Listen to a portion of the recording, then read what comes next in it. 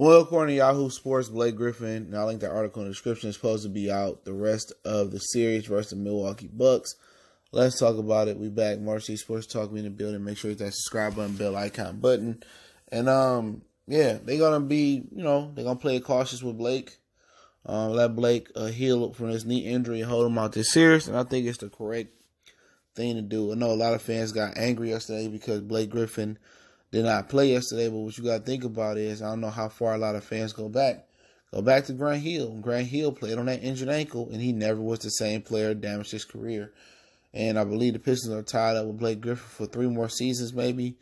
And you got to think about it. You want Blake Griffin to come back for the Milwaukee series and you still get swept and it's permanent damage to his knee?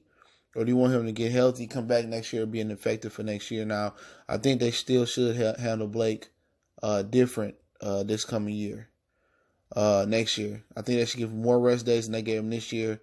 In my opinion, they should just clean house. But I say that for the end of the year. But I think they keep Blake Griffin, they need to rest him next year a lot more. He didn't have a lot of rest days in the first half of the season. It seemed like whatever he did in the offseason, it worked because he seemed more healthy, but he played more minutes. But Blake Griffin is one of those guys where you gotta manage his minutes. You can't let him play too many minutes. You can't let him play too many games in a row. You gotta, get some rest or give him some rest or something like that.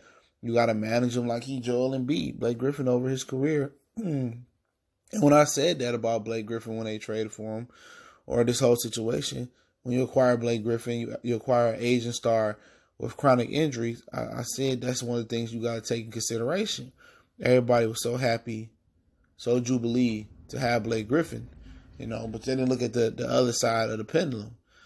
Every time it was an important game, or every time he came playoffs, him and Chris Paul took turns being injured, and sometimes they was injured together. That's the reason Los Angeles moved on from Blake Griffin and Chris Paul.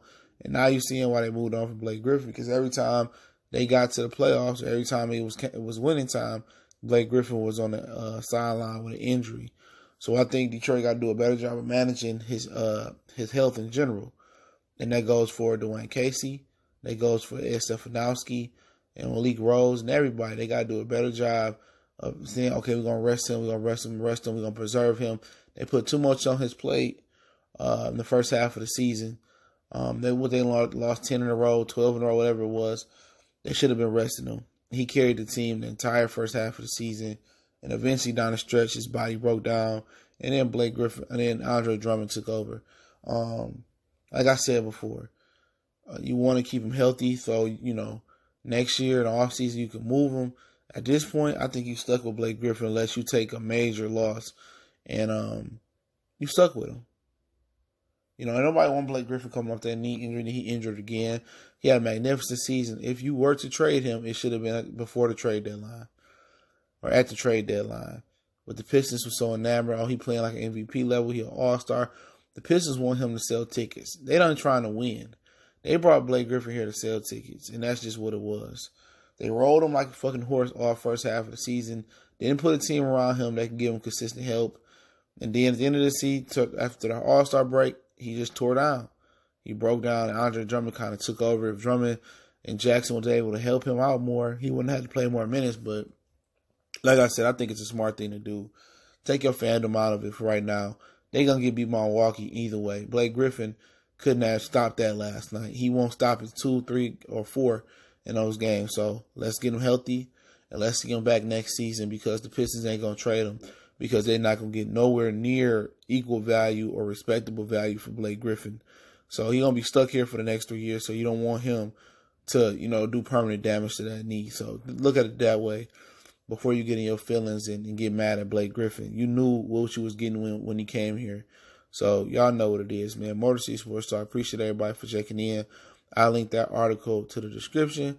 And I know a lot of people going to be, irritated, mad, but wouldn't beat the Milwaukee Bucks, no way. But sit back and watch the Pistons burn. But I'm still gonna support them. But don't forget, we on Facebook, Instagram, Twitter.